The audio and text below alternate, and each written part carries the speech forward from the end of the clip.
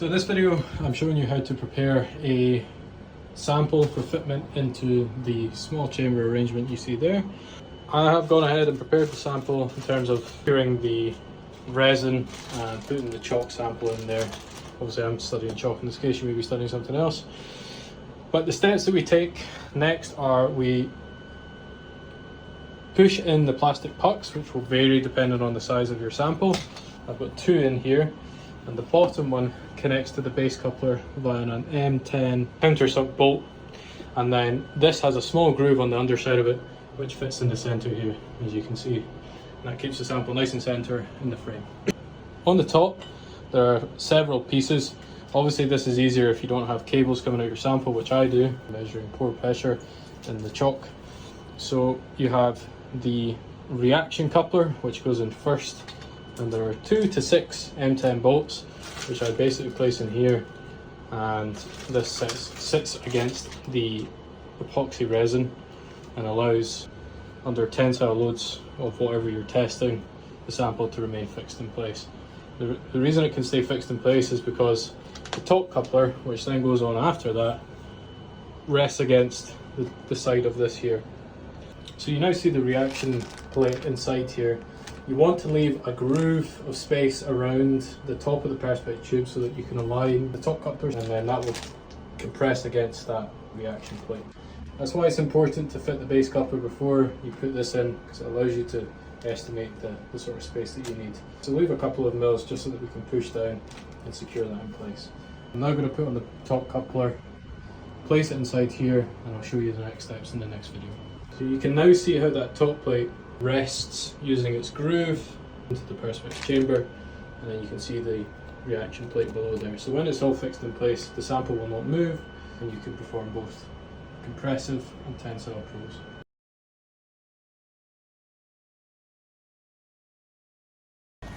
So this is one that I'm studying the effects of aging on, and I'm doing periodic tensile pulls, so I regularly set up the sample for testing. At the moment it's secured with a bung to keep the water in. It's okay when it's level, it keeps the water in. So I'm just going to take this to the sink, I'm going to take the bung out, and then I'm going to show you what to do next. So now that the bung is out, in this sample we use the large base cap. So I'll place the base cap inside the sample, like so, and then I rest it on top of the base coupler. This sample is leaking slightly because the bag underneath it has perished with time. So this is an M12 countersunk nut which goes underneath the base coupler and holds the puck in place. So I'll put that in now. When you have a new sample, this isn't so difficult because your bag is probably still intact. It stops water leaking. So that's the base coupler in place now with the puck. Now the reaction plate, which I've shown you in other videos, the reaction plate goes in place in here. For this sample I need larger bolts to lift the reaction plate up, so I'll get those now. So as you can see, I need to lift the bolts up slightly because there's too much of a depth on there. So I just roll the bolts out, rising it up, making sure that I keep it level. Try again. Get in there. At this point I'll just grab a small level. I have a small level here, just have a check.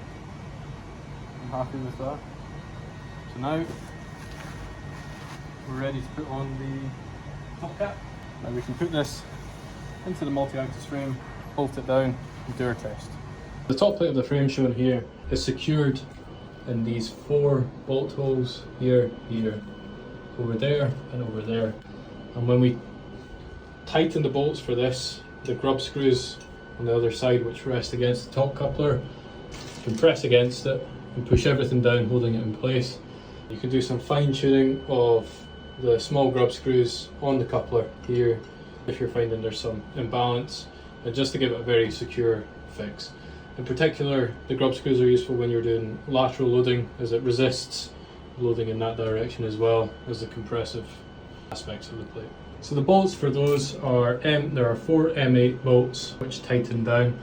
Be careful when you're fitting these bolts not to over tighten them, because if your sample is resting, say, a little bit higher than it should be, this plate will be warped quite easily. So first back off the grub screws make sure that they're at their minimum point, and then insert these bolts, tighten them up. Be careful to tighten in a good configuration, so here, over here, here and here, and then compress the sample down, and then just have a look and see if these bolts feel quite snug and it's not resting against the base plate. It's evidence that your sample is sitting a bit prouder than it should be, so you may need to modify that. The main reason for this is the addition of the reaction plate underneath the top coupler is sitting too high.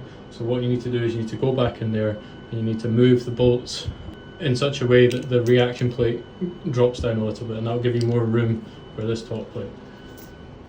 So once your top plate is in place, you're then ready to set up the frame for whatever sort of test that you're doing.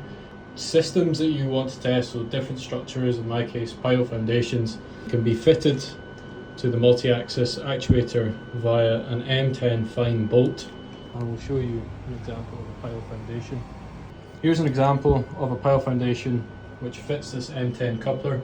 We can remove and add this coupler as and when we please without disturbing the sample too much. The coupler itself can move in this direction. In the dual horizontal direction we have a free head loading arrangement. In the single horizontal direction we have a fixed head loading regime, and then obviously vertically we can go up and down as well. In the vertical direction we have 2 pins here, and these 2 pins can be used to fix the dual horizontal direction from rotation. So you can insert those into here. It's quite hard to do with one hand obviously. Once those are inserted into there, the clevis joint is basically fixed from rotation in any direction, which is particularly useful when you're doing, for example, the installation of a pile and you want to ensure the pile remains vertical throughout installation. Also shown here is the rod end, which is connected to a bespoke threaded piece to the top load cell and the 2 horizontal load cells. Periodically this rod piece inside here needs changed. If one overloads the lateral direction, it can be bent quite easily. So there are a number of spare pieces of this that can be changed.